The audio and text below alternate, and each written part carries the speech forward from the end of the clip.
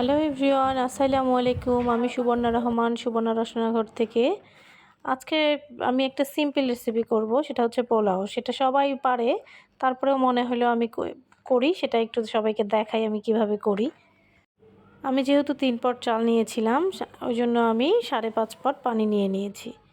সেটা আমি ফুটাইতে দিয়ে এদিকে আমি পেঁয়াজ বেরেস্তা করে নিচ্ছি। পেঁয়াজটা বেরেস্তা করে উঠায় রেখে তারপরে আমি বাকি মশলাগুলো দিয়ে আমি পোলাওটা রান্না করব। বেরেস্তাটা হয়ে গেছে, বেরেস্তাটা উঠায় নিলাম।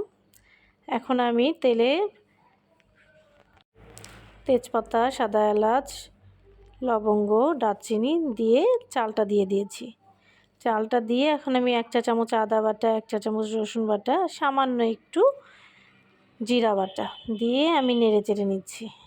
একটু ভাজা ভাজা করে নিয়ে তারপর আমি দিয়ে দিব লবণ। লবণটা ভাজার মধ্যে দিলে চালটা ঝরঝরে হয়, তাহলে আর পোলাওটা নরম হবে না। ভাজা হয়ে গেলে আমি একদম ফুটান্ত গরম পানি দিয়ে দিলাম। 3-4টা কাঁচামরিচ দিয়ে দিয়েছি। কাঁচামরিচ দিয়ে ঢেকে দিলাম।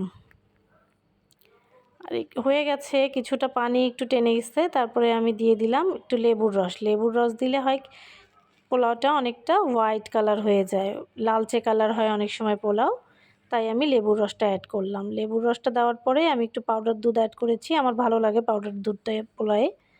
তারপরে ঘি দিয়ে দিয়েছি। পেঁয়াজটা যেটা বেরেস্তা করে নিয়েছিলাম সেটা উপর দিয়ে একটু দমে রেখে দিব পোলাওটা। আমি ঢাকনা দিয়ে দমে রেখেছিলাম, কিন্তু ওটা দেখানো হয়নি। এখন ঘি দিয়ে দিলাম একটু, দিয়ে আমি পোলাওটা উঠিয়ে নিয়েছি। পোলাওটা আসলে আমার অনেক ঝরঝরে হয়েছে। পোলাও ঝরঝরে না হলে অবশ্য ভালো লাগে না।